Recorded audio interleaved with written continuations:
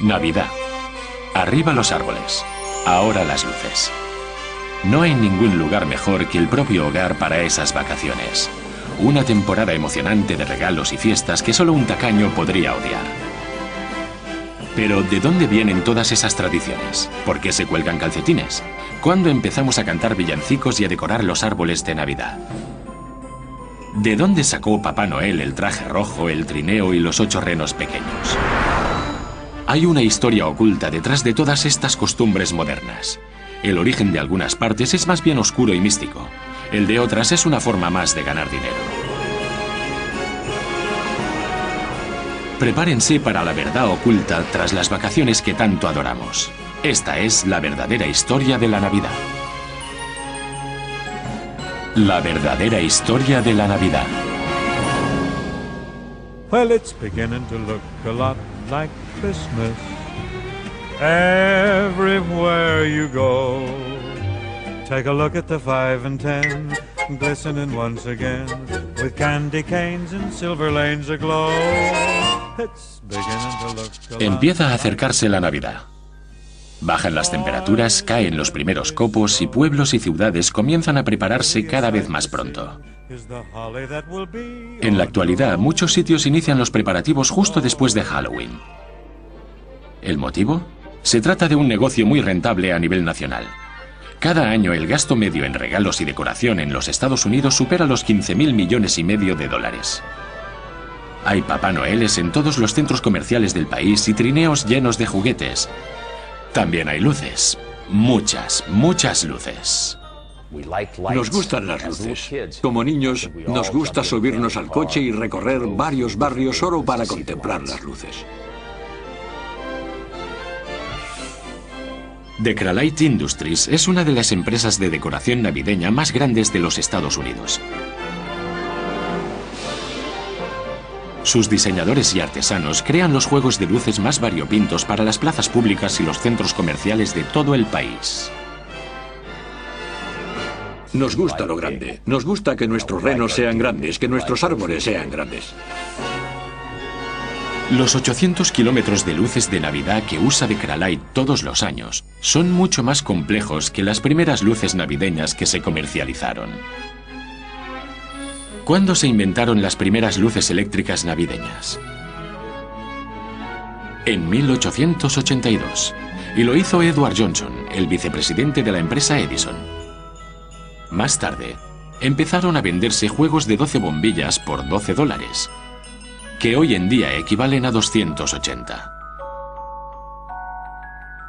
Esa brillante idea se atribuye a un trabajador de una empresa telefónica de Nueva Inglaterra. La inspiración le vino mientras trabajaba como telefonista para aquella empresa gracias a las pequeñas bombillas que tenían las antiguas centralitas telefónicas. Aquello le dio la idea de lo que ahora conocemos como luces navideñas. Al igual que el origen de las luces de Navidad, la historia real de muchas de nuestras tradiciones actuales forma parte de la oscura y al mismo tiempo verdadera historia de la Navidad. De la razón por la que hacemos ciertas cosas cada año al llegar diciembre. Como por ejemplo cortar un abeto y ponerlo en nuestro salón. Más de 30 millones de personas lo harán antes de que llegue el 25 de diciembre. ¿Pero por qué? Una larga historia cuyo origen se remonta a hace casi 2000 años. Era una celebración anual que tenía lugar en los pueblos del norte de Europa. Todos los diciembres, en el día más corto del año, tenía lugar el solsticio de invierno. Marcaba la noche más larga, pero también simbolizaba la promesa de que a partir de aquella noche irían creciendo los días. Para celebrarlo, las tribus más antiguas festejaban el Yule, que duraba 12 días. Se habían recogido las cosechas. Era época de matanza. Se mataban los animales de granja porque no se les podría alimentar durante los oscuros días de invierno. Así que había mucha carne a mano. La cerveza estaba lista. Era el momento perfecto para celebrarlo.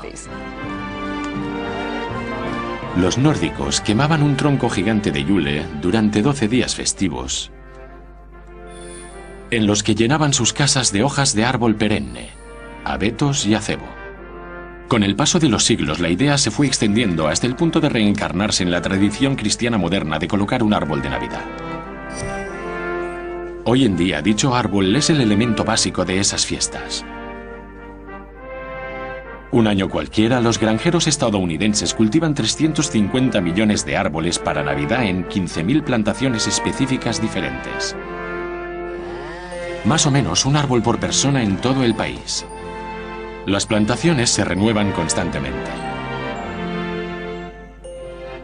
Dentro de unos años, las semillas de hoy se habrán convertido en el eje central de la decoración navideña de algún hogar estadounidense. Uno de los comentarios que más me ha impresionado ha sido el de un cliente que me dijo que lo que más le gustaba era llegar a casa, abrir la puerta y recibir el olor a árbol. Para él, es lo que da sentido a la Navidad, es casi la función principal de los árboles navideños. No siempre es fácil ver en qué modo están conectadas nuestras costumbres con las tradiciones más antiguas. ¿Qué tiene que ver todo esto con el nacimiento de Jesús hace ahora 2000 años? Para los cristianos, ese acontecimiento histórico marca el origen de la Navidad. ¿Cómo supimos lo que sabemos del nacimiento de Jesús? Existen dos fuentes distintas en el Nuevo Testamento acerca de la Natividad, el Evangelio de Mateo y el de Lucas. Ninguno hace referencia al otro, quizá ni siquiera supiesen la existencia del otro testamento. Tal vez nunca oyesen hablar del otro evangelista. Y los dos nos dan una versión sobre lo ocurrido tras el nacimiento de Jesús. Y se han juntado ambas versiones hasta configurar la historia completa a la que llamamos Natividad. El Evangelio de Mateo nos habla de la estrella de Belén y de los 3 reyes magos que llevaron regalos al recién nacido. En aquellos regalos había algo simbólico. Lo que llevaron fueron bienes preciosos para honrar a aquel niño tan humilde. Era un mensaje sobre el reconocimiento a quien, a pesar de su humilde nacimiento, un día sería rey. Es el primer ejemplo conocido de la donación de regalos en Navidad, aunque nadie dejó por escrito cuándo sucedió en realidad. Nadie sabe la fecha exacta del nacimiento de Jesús. Los primeros cristianos no celebraban los cumpleaños. Pero entonces, ¿cómo terminó Jesús celebrando su cumpleaños el 25 de diciembre? Mucho antes de haber nacido él, los romanos celebraban ya fiestas paganas por esas fechas. Fueron esas celebraciones de fin de año las que marcaron el calendario de las Navidades modernas. Algunas de las fiestas romanas eran las Saturnales, que empezaban el 17 de diciembre y eran varias fiestas de entre 3 y 5 días, o incluso 7, como una gran fiesta en la oficina, pero con togas. Los romanos intercambiaban regalos durante las Saturnales, igual que hacemos nosotros en Navidad. Se servía también un gran banquete a los esclavos, que durante ese tiempo disponían del tiempo libre que se les negaba el resto del año.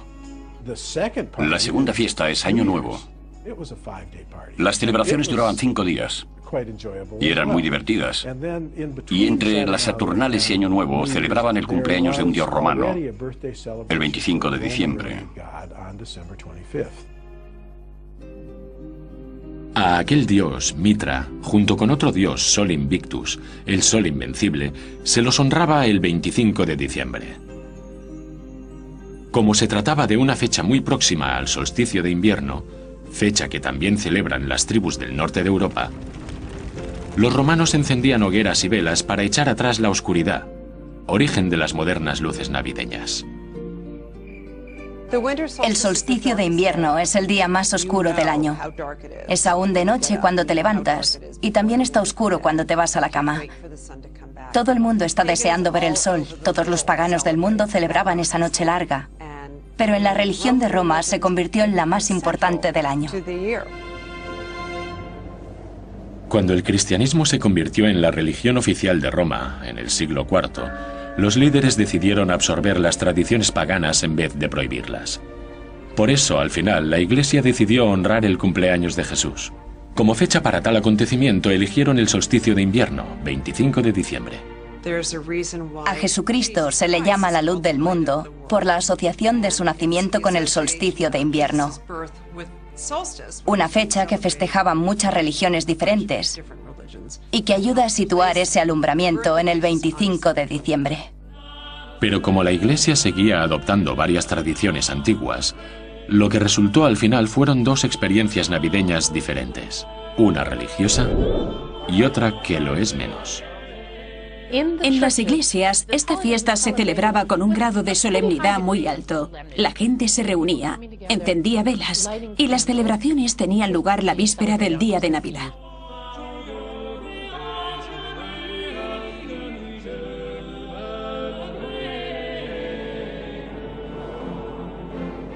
Fuera de las iglesias, en las casas y las plazas, la Navidad era más una fiesta de barrio para divertirse y emborracharse. Al final, esa Navidad ruidosa y profana podría con la más religiosa y obligaría a los reformistas a proponer una prohibición sobre ambas versiones.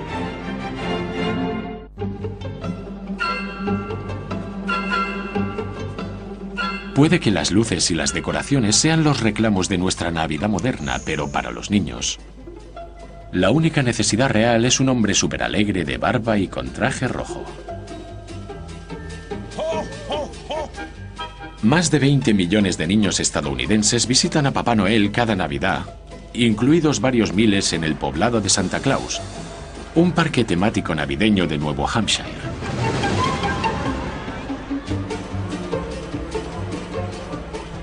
Allí los niños pueden jugar a cuidar de un maravilloso reno. Los machos pesan entre 170 y 180 kilos. Cuando los niños entran en el establo empiezan, no eran conscientes del tamaño que alcanzan estos animales. Les dan galletas, zanahorias, manzanas para comer. Es una experiencia única. Estos renos sí que vuelan, pero solo en Nochebuena. Los juerguistas de antaño no reconocerían la Navidad de hoy en día. Y si pensáis en las vacaciones de hace siglos como un tiempo idílico de paz, estáis muy equivocados. Las Navidades eran más terrenales, incontroladas y divertidas. En la Alta Edad Media, entre 1400 y 1500, la Navidad estaba en auge.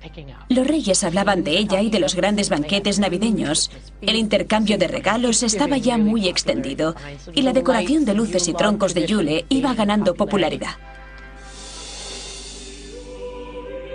Pero Navidad era también un día solemne para estar rezando en la iglesia. Ambas Navidades, la religiosa y la seglar, contaban con una música diferente, igual que en la actualidad. En la iglesia están los himnos, la música sacra que se canta en latín. Con el paso de los siglos llegaron en el 12 los villancicos navideños, unas canciones que se cantan en las lenguas vernáculas, no en latín. Se cantan en el idioma de la gente del pueblo, para que todo el mundo las entienda, cante y disfrute. Poco a poco los villancicos dejan de cantarse en misa. Pero los villancicos medievales no consistían solo en cantar. También había mucho de beber. En cada puerta, los juerguistas pedían un trago a los anfitriones del hogar, emborrachándose más con cada nota que entonaban. Así que la Navidad no era una celebración aburrida y solemne relacionada con la Biblia. La Navidad era algo más. Parece una celebración desmedida a la verdad, una celebración de fiesta y jolgorio. En el siglo XVII, los reformistas religiosos perdieron la paciencia con las bulliciosas tradiciones navideñas. Decidieron que aquellas fiestas eran demasiado divertidas y que había que prohibirlas todas. Pero ¿cómo iban a hacerlo? Se produce una reacción violenta contra la Navidad. Entre los grupos protestantes servía el deseo de no celebrar la Navidad. La rechazaban por ser una especie de invención católica, algo que los católicos habían permitido. En Inglaterra, la Navidad llegó a prohibirse categóricamente durante un tiempo, pero no por mucho. Pocos años después se reinstauró una versión más contenida de esas celebraciones. La Navidad viviría tiempos muy duros también en el Nuevo Mundo a principios del siglo XVII. Los primeros colonos llegados de Inglaterra se mantenían suspicaces ante esas fiestas. Y cuando llegaron los europeos a América, la recién formada colonia puritana de Massachusetts, que no quería formar parte de la fiesta, prohibió la Navidad en 1659. Los puritanos de Nueva Inglaterra estaban al corriente de las asociaciones paganas dentro de la celebración del solsticio de invierno. Por eso quisieron evitar que lo relacionasen con semejante cosa. Un comentarista puritano dijo una vez que la Navidad era el naufragio de la castidad. Otro en Boston dijo que los hombres deshonraban más a Cristo en esos 12 días de Navidad que durante el resto del año. Las colonias empezaron a extenderse por la costa y los colonos de la región del Atlántico Medio eran mucho menos conservadores. A mediados del siglo XVIII, esos colonos habían adoptado ya muchas de las tradiciones navideñas europeas. Y todavía quedaban unos cuantos juerguistas a favor del ruidoso comportamiento del pasado. En Virginia, por ejemplo, mucha gente se juntaba a cenar con amigos. Y en los informes coloniales y del principio de la República se hace mención a una cena de Navidad que tuvo lugar en la casa de un caballero de Virginia, donde los vecinos se enfadaron y empezaron a llamar a la puerta con fuerza. Al salir el dueño, los vecinos gritaron lo típico de «Danos comida y bebida o te romperemos las ventanas a pedradas». Desde entonces se mantienen ambas tradiciones. A medida que Estados Unidos fue madurando, también lo hicieron las costumbres navideñas. Y los más acomodados iniciaron una cruzada contra las navidades pendencieras.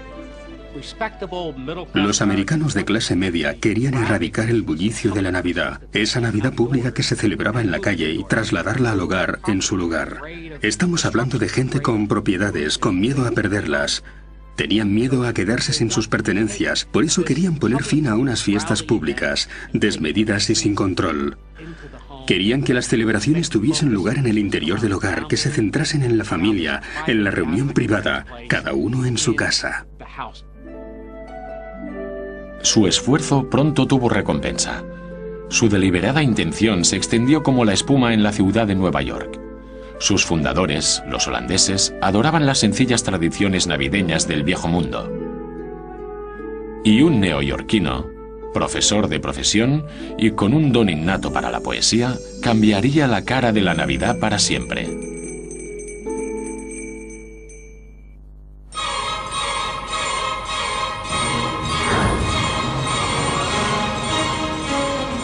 Nueva York, la Gran Manzana, la ciudad que nunca duerme, lugar de origen de la Navidad.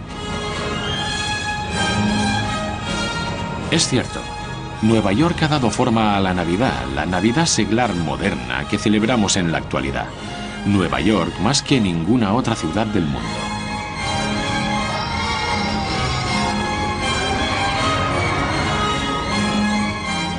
Y lo cierto es que es fruto del esfuerzo de dos neoyorquinos que vivieron aquí en el siglo XIX. Ellos reinventaron las tradiciones navideñas del viejo mundo para crear la fiesta estadounidense moderna. Ellos ayudaron a moldear la imagen del feliz San Nicolás. El Nueva York que ellos conocían era la gran metrópolis estadounidense, una ciudad que seguía el ritmo de la revolución industrial que estaba transformando el país a pasos agigantados. Nueva York en el siglo XIX era una ciudad de cambios. La población aumentaba como la espuma y la industria estaba en auge. Fueron los grandes almacenes que estaban naciendo los que facilitaron la comercialización de la Navidad. Pero no solo era una ciudad de cambios, también era una ciudad de ideas. Clement Clark Moore, profesor de literatura oriental y griega en Nueva York, tuvo una idea que cambiaría las Navidades para siempre. En 1822 escribió un poema de 56 versos titulado Una visita de San Nicolás, conocido en la actualidad como La noche antes de Navidad. Él solito creó la visión moderna estadounidense de la Navidad. Lo más interesante del poema de Clement Moore es que extrae varias tradiciones de principios del siglo XIX y las junta, además de añadir otras tradiciones suyas propias, las fantasías del propio Clement. Su poema convierte un momento pionero, un hito, en lo que ahora celebramos como Navidad. El eje central del poema era Papá Noel, tal y como lo conocemos hoy en día. ¿En qué se inspiró?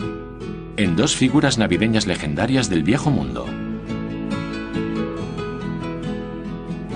Una de ellas, San Nicolás, un obispo del siglo IV que pasó a la historia por dar regalos a los niños y dejárselos dentro de calcetines. La otra figura legendaria en que se inspiró fue Sinterklaas, la versión holandesa de San Nicolás. Sinterklaas había surgido como Odín, el pagano de Yule, que surcaba los cielos a lomo de un caballo de 8 patas. Antes de mediados del siglo XIX, Santa Claus o Papá Noel era un ser de diferentes formas y tamaños. Él llegaba en barco, a caballo, en trineo. Todas esas diferencias concluyeron hasta unificarse en Estados Unidos, sobre todo en Nueva York. Las dos leyendas europeas eran ricas en detalles, y Clement Moore obvió muchos de ellos. Una de esas omisiones estaba relacionada con un ser oscuro, raro y malévolo que acompañaba a San Nicolás. Al parecer, ese ser malvado castigaba a aquellos niños que se portaban mal, o peor. En el norte de Europa había una especie de figura malvada que acompañaba a San Nicolás. Tenía cuernos, una lengua larga y roja, estaba cubierto de pelo y tenía cola y pezuñas. Aparecía justo después de San Nicolás y su presencia no auguraba nada bueno. En una de las historias se ve a dos niños pequeños encogidos de miedo al ver a ese ser espeluznante, Krampus, junto a la puerta. Pero el Papá Noel de Clement Clarke Moore solo representaba lo bueno. Es más, añadió a su personaje varias características extra. Vestía piel estadounidense, le dio una pipa y lo describió no como un sacerdote, sino como un elfo feliz con hoyuelos y un brillo especial en los ojos. Con él llevaba un saco lleno de juguetes para los niños. Clement hizo que se desplazara en trineo por los cielos, pero no tirado por un caballo, sino por 8 renos. Todos los renos tenían nombre. Ahora brioso, ahora bailarín, ahora acróbata y juguetón. Vamos, cometa y cupido, también trueno y relámpago. El poema de Clement cautivó a los americanos del siglo XIX. Originó una Navidad nueva, ni ruidosa ni religiosa, una Navidad centrada en el hogar y la familia. En las décadas que vinieron a continuación, los artistas fueron extendiendo el concepto de Clement y sería esta visión la que perduraría en el tiempo. Uno de los aspectos más interesantes del poema fue que las editoriales cambiaron el último verso. En la versión original de Clement Moore decía: Buena Navidad a todos, y a todos buenas noches. Pero la mayoría de los libros cambiaron buena por feliz. Icónico como fue Clement Clarke Moore, el Kris Kringle todavía no tenía la imagen que conocemos hoy. Su Papá Noel no tenía un taller en el Polo Norte, ni elfos, ni recibía cartas de niños, ni había una lista con los buenos y otra con los malos. ¿De dónde salieron todos esos detalles? Habrá que darle el mérito a otro neoyorquino, el ilustrador Thomas Nast. Él tomó el Papá Noel de Clement Moore y creó una versión definitiva para las generaciones futuras. Thomas Nast fue uno de los grandes ilustradores del siglo XIX. Muchas de las imágenes que vemos hoy en día las creó él. Si pensamos en el burro y el elefante de los partidos democrático y republicano de Estados Unidos, los creó él. La imagen del tío Sam que todos conocemos fue obra de Thomas Nast. Y también fue él quien nos dio la idea que tenemos hoy en día de Santa Claus. En 1862, una de las revistas estadounidenses más importantes, Harper Weekly, pidió a Thomas Nast que se encargase de las ilustraciones navideñas. Él transformó el viejo elfo feliz de Clement en alguien más alto y más grande. Así se convirtió en un abuelo de barba blanca y espesa, que es la imagen de persona rica del mundo victoriano. Llevaba un abrigo rojo con ribetes blancos, botas negras, un cinturón con hebilla y una pipa. La imagen que Thomas Nast dio a Santa Claus se volvió imborrable y con cada Navidad ganaba en detalles. Thomas lo hacía año tras año. Creaba cosas nuevas que todos asociábamos con Santa Claus. La lista de niños buenos y malos, la idea del Polo Norte, todo ello conformó el Papá Noel que conocemos. Una de las razones por las que en Estados Unidos adoran el Papá Noel de Thomas Nast y Clement Moore es que él primaba a la infancia. No hacía mucho que una nueva generación de niños había barrido la nación en nombre de la revolución industrial. Si volvemos la vista atrás, veremos que a principios del siglo XIX a los niños se los vestía como adultos y se esperaba de ellos que se comportaran como tales. Hacia mediados de siglo empezaron a cambiar las cosas y todo se volvió más hogareño. Los niños se convirtieron en el foco de atención de la sociedad victoriana eduardiana. Y a mediados del 19, el árbol de Navidad, una variación de aquella costumbre nórdica de meter en casa las hojas del pino y el abeto, se convirtió en la primera actividad navideña que se llevaba a cabo dentro del hogar. Todo gracias a una imagen.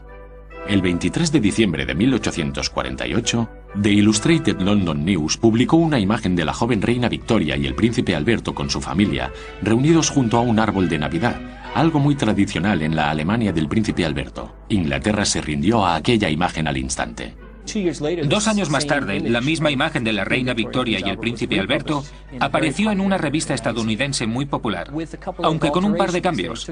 Eliminaron la corona de la reina y el bigote del príncipe para que ambos pareciesen más americanos. Fue la manera de decirle a la clase media estadounidense que compraba la revista que merecía la pena hacer propia aquella tradición. El árbol de Navidad había llegado oficialmente a América. En 1856, el presidente Franklin Pierce colocó uno en la Casa Blanca. El retocado Papá Noel americano y una elaborada decoración en el árbol supusieron una transformación absoluta para la Navidad. Aquella fiesta que antes regían los más borrachos y ruidosos del lugar era ahora una fiesta familiar. Al alba del siglo XX, Papá Noel y la Navidad volverían a cambiar. Papá Noel se convertiría en vendedor y la Navidad en tiempos de bonanza para los mercaderes.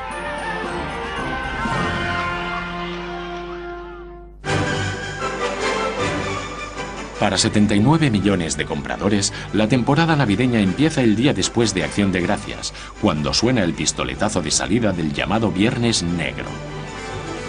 Dicen que el Viernes Negro es el día más ajetreado en los centros comerciales y tiendas pequeñas, pero lo cierto es que no es verdad. En realidad, el día de mayores compras varía, aunque siempre cae cerca de Navidad, a mediados de diciembre.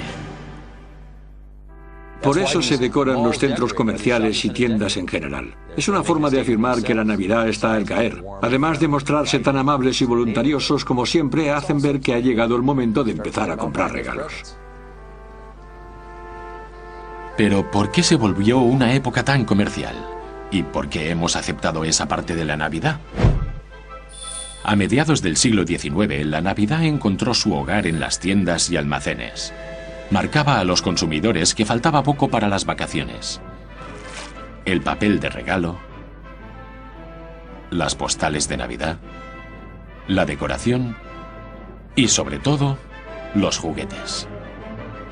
Estábamos en plena revolución industrial. El objetivo principal de aquella época consistía en crear muchas cosas baratas. Así surgió una clase media dispuesta a emplear el dinero del que disponía. Los comerciantes no tardaron en apropiarse de la imagen de Papá Noel. La primera vez que un centro comercial usó a Papá Noel para vender regalos fue en 1840. Papá Noel apareció en el anuncio de un centro comercial como ilustración. Su aspecto era el de un Santa Claus holandés bajando por una chimenea. En 1874, a partir de aquel momento, miles de empresas empezaron a usar la imagen de Papá Noel como reclamo. En algunas imágenes salía por una chimenea, en otras vendiendo carbón o, por ejemplo, vendiendo zapatos, cualquier cosa en realidad. En Estados Unidos ha sido vendedor casi desde el principio de sus tiempos. El tiempo pasaba y Papá Noel vendía más que productos. Promocionaba las Navidades y la nostalgia cálida de esas fechas. Durante las 2 guerras mundiales, él recordaba a los soldados por qué estaban luchando y ayudaba a las organizaciones caritativas a hablar de los más necesitados. Papá Noel vendió la idea de la Navidad como estación de paz y bondad hacia el prójimo. En 1940, el papel cada vez más amplio de Papá Noel como icono publicitario le dio un aspecto más unificado. El artista Norman Rockwell reinterpretó la imagen del traje rojo, la barba blanca y la donación de regalos que había establecido Thomas Nast. y lo adaptó al siglo XX. Las portadas de revistas de Norman y su imagen en las postales navideñas mostraban un Papá Noel grande y bonachón. Y los demás siguieron su estela. Los Papá Noel que usaban en los centros comerciales también se empezaron a unificar. Cada vez era más rojo y blanco. Ayudaba a congelar la imagen, a hacerlo más jovial, con un aspecto de peluche más acorde a una imagen familiar. En 1939, mientras ilustradores como Norman Rockwell mejoraban el aspecto de Papá Noel, el escritor Robert May creaba un nuevo icono para la estampa navideña, un reno con nariz roja llamado Rudolph. La figura de Rudolph surgió para el centro comercial Montgomery Ward, en Chicago. Querían tener una especie de presentación, de muestra navideña, por decirlo de alguna manera. Por eso escribió un panfleto de 38 páginas en verso sobre aquel reno cariacontecido, al que al principio llamó Rolo, el reno de la nariz roja, aunque al final decidió darle un poco más de ritmo y lo rebautizó como Rudolph, que se convirtió en un éxito total. En 1949, el cuñado de Robert May, Johnny Marks, compuso música para las líneas que versaban sobre Rudolph. Escribió la canción y se la dio a Gene Autry. Y a Gene Autry no le gustó, ni siquiera quería grabarla. Pero su esposa dijo, no, es una canción muy buena, grábala.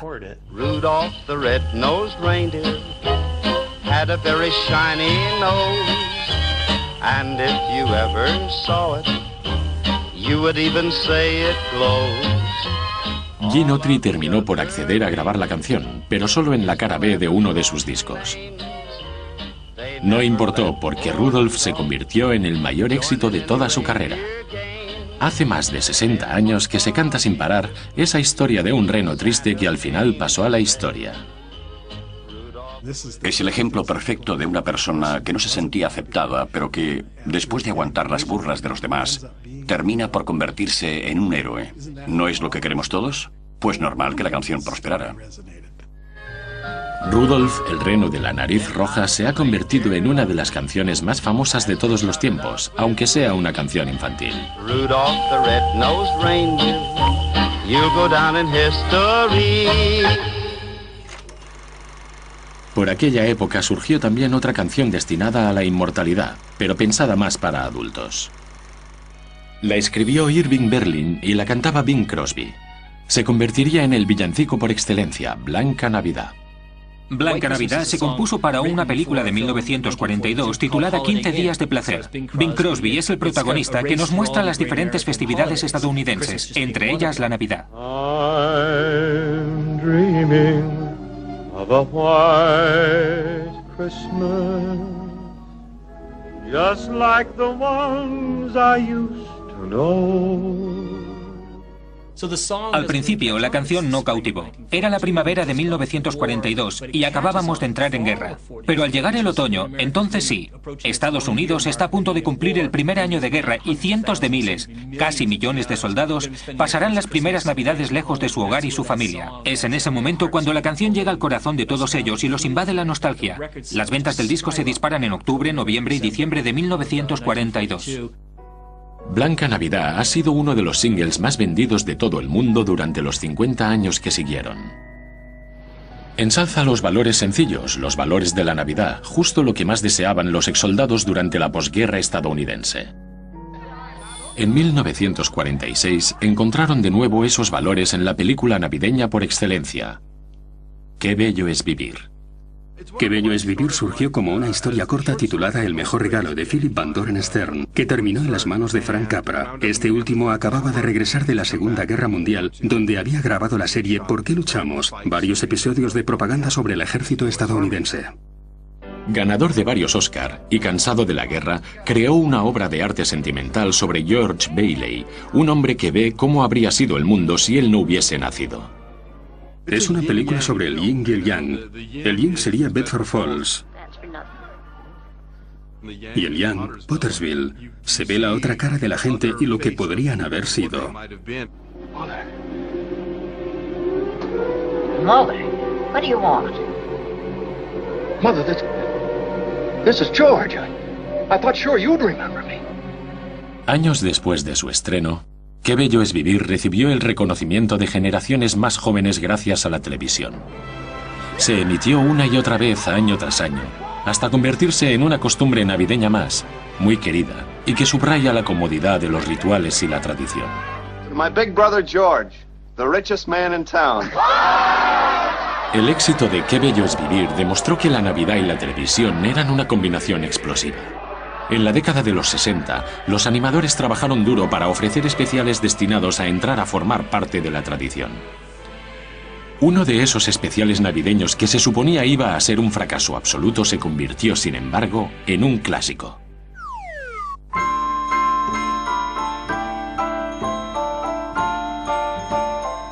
La Navidad en Estados Unidos ha evolucionado con el tiempo, sin perder el ritmo de un país en constante cambio. Aún así, en la era moderna, la Navidad sigue siendo una fiesta para celebrar en familia, llena de nostalgia y recuerdos de infancia. Podemos revivir nuestra infancia, aquel tiempo de inocencia previo a una madurez agria y cínica. Cuando somos pequeños vemos el mundo de otra forma. Somos más generosos, más amables, queremos más. Y nunca es tarde. Por eso nos gusta mirar atrás y regresar a aquella forma de ser. El poder de la Navidad para repartir alegría y potenciar los recuerdos creció proporcionalmente al de una institución que equiparaba a los niños con la propia celebración: la televisión. En la década de los 60, los más pequeños disfrutaban de la época dorada de la programación navideña. Fue la época dorada de los especiales navideños. Empezaron a mediados de los 60 y duraron casi una década. Eran especiales dedicados a los niños, aunque sofisticados como para entretener también a los adultos presentes. El primero de aquellos especiales navideños debutó en la televisión en 1962. Cuento de Navidad de Mr. Magoo. Se trataba de una versión de la famosa historia de Charles Dickens. Si lo pensamos bien, es una combinación extraña eso de poner al señor Magoo en un cuento de Navidad. Es un personaje cómico que desempeña un papel dramático dentro de la literatura clásica. Christmas? Ha! Bah, humbug! Merry Christmas! Out upon Merry Christmas! If I could work my will, every fool who goes about with Merry Christmas on his lips should be boiled with his own pudding and buried with a stake of holly through his heart. Bah! Humbug! Es probablemente una de las mejores versiones de un cuento de Navidad. Tras el cuento de Navidad del señor Magoo, llegaron una serie de especiales de dibujos animados destinados a emitirse una Navidad tras otra. Rudolf, el reno de la nariz roja. Frosty, el muñeco de nieve. Santa Claus viene a la ciudad. Let me have just a little magic. Y Cómo el Grinch robó la Navidad, con el Dr. Seuss. Pero en 1965, uno de esos especiales, con un niño pequeño de cabeza redonda que buscaba el significado de la Navidad como protagonista, las superó a todas. En 1965 recibimos una llamada de la agencia publicitaria McCann Erickson que representaba a Coca-Cola. Nos dijeron, ¿qué pensarían usted y el señor Schultz de hacer un especial Navidad con Charlie Brown? Mentí y contesté, estamos en ello. Así que llamé a Sparky, el apodo del señor Schultz, y le dije, creo que acabo de vender un especial de Charlie Brown. ¿Qué es eso?, me contestó él. Y le dije, algo que vas a escribir mañana. Mendelssohn y el animador Bill Melendez tuvieron que crear un especial animado de 30 minutos en solo 6 meses. Tomaron decisiones creativas radicales, como las de usar niños actores para las voces. Yo tenía 9 años, los había de 8 y de 7 también. Estábamos todos juntos en el estudio, botando contra las paredes, jugando con los tambores y demás cosas. Era el estudio donde había grabado sus discos el grupo The Doors. El trabajo iba saliendo, el tiempo se acababa. Al final terminamos justo la semana antes de que se emitiera. Lo llevamos a la cadena CBS y allí 3 tipos nos dijeron que no les gustaba. Bueno, no creo que funcione, pero tendremos que emitirlo igual porque solo quedan 4 días y ahora no podemos hacer otra cosa. Así que teniendo en cuenta los inicios, lo raro es que llegasen a emitirlo. Uno de los problemas que más inquietó al equipo fue que por insistencia de Schultz se citaba la Biblia. Recuerdo que alguien dijo, ¿de verdad crees que podemos animar a un niño a leer la Biblia? ¿Crees que nos van a dejar? Él nos había contestado, si no lo hacemos nosotros, ¿quién lo hará? Isn't there anyone who knows what Christmas is all about? Sure, Charlie Brown. I can tell you what Christmas is all about. And there were in the same country shepherds, abiding in the field, keeping watch over their flock by night. And lo, the angel of the Lord came upon them. Bill lo incluyó en un formato muy simple y es maravilloso cómo lo leyó el actor Chris Shea. Se convirtió, en mi opinión, en uno de los momentos más increíbles de la historia de la animación. For unto you is born this day in the city of David a Savior, which is Christ the Lord. El éxito de la Navidad de Charlie Brown demostró una vez más que la Navidad seglar y la religiosa no son necesariamente excluyentes. Cada una de ellas le da un sentido diferente a la misma festividad. That's what Christmas is all about, Charlie Brown. En el medio siglo que ha pasado desde que Linus pronunciase aquellas memorables palabras, la Navidad ha seguido adaptándose a unos tiempos cambiantes. En 1968, la tripulación del Apolo 8 se llevó la Navidad al espacio durante la primera expedición humana a la Luna en Nochebuena. We close with good night, good luck, a Merry Christmas, and God bless all of you on the good earth. Más recientemente, la Navidad sufrió también la revolución de Internet, donde las compras de un solo clic en páginas como Amazon han añadido un término nuevo al léxico navideño. El ciberlunes se ha unido al Viernes Negro como piedras angulares de las compras. Es asombroso, pero en los últimos 20 años se ha producido una revolución en la forma de comprar para Navidad. Hace 20 años tenías que ir al centro comercial más cercano o a un supermercado grande. Te llevaba mucho tiempo. Ahora basta con sentarse en la mesa de casa, delante del ordenador, teclear un par de claves y listo. Es más rápido y más eficaz, aunque para mí no da la misma satisfacción. Estos son los enfoques de una vieja historia. Las múltiples maneras de celebrar una tradición milenaria. Todas las generaciones se lamentan de las Navidades actuales. Siempre hemos querido volver atrás, a lo que nos parece mejor. Y es que lo más increíble de estas fiestas es que nunca han sido estáticas. Y eso que son mucho más antiguas de lo que alcanzamos a creer. Pero las consideramos nuestras y las queremos retener. Estos días, el brillo de nuestras luces navideñas y la televisión nos ayudan a espantar el frío y la oscuridad de las largas noches de invierno, al igual que hacían los troncos de hule y las hogueras hace más de 1000 años. La gente se inventa una Navidad propia, unas tradiciones propias, pero hay diferentes usos para esos tropos culturales que llevan siglos entre nosotros. Hay un significado muy profundo en todo ello, que se nos cuela hasta los huesos entre canciones y conversaciones varias. Sí, es una tradición y queremos seguir celebrándola.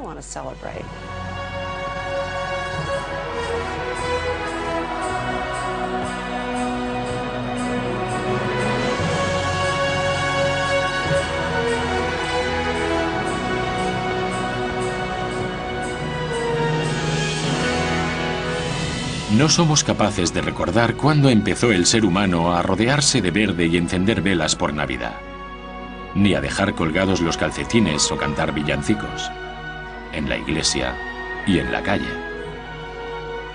Pero entre el caos, sí somos capaces de encontrar un tiempo para alegrarnos del nacimiento de un niño, hace 2000 años. Feliz Navidad a todos y a todos. Buenas noches.